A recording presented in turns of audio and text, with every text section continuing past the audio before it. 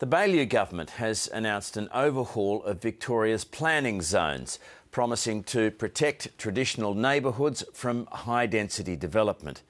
But it's coincided with the approval of a controversial residential development in Melbourne's leafy inner southeast. The Victorian Civil and Administrative Tribunal has given the green light to a 12-storey complex in Armadale, despite fierce opposition from nearby residents, the Stonnington Council and local Liberal MPs. Frances Bell reports. A 2-year fight by the residents of Armadale has ended in defeat. We're not saying it should be a national park or anything like that. We just want a reasonable development that won't destroy the area for decades to come. This site on Orrong Road next to the Toorak train station will make way for 466 apartments and townhouses, ranging from 2 to 12 storeys high. The local council unanimously rejected the project in January, but developer Lendlease lodged an appeal with BCAT and won.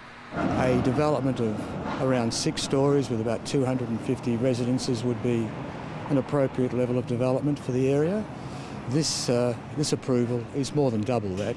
Local Liberal MPs Clem Newton-Brown and Michael O'Brien also oppose the development, and the council asked the Planning Minister Matthew Guy to place interim height controls on the site. But he says he made a pre-election promise not to intervene in the project. There's no doubt the VCAT system does need to be reformed, and the government is doing that. It can't be done overnight and it can't be done haphazardly. The council is considering whether there are grounds for a Supreme Court appeal.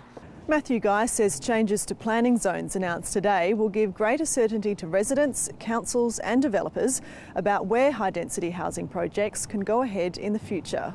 Each council will have 3 distinct planning zones.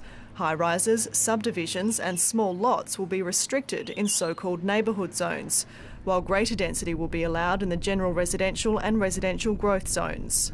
We do need to protect certain neighbourhoods, but we also need to encourage growth in others. I don't know what kind of planning policy it is, where you've got one rule for one type of backyard, another rule for other types of backyards, and nobody knows which is which. The changes will be introduced in October. Frances Bell, ABC News, Melbourne.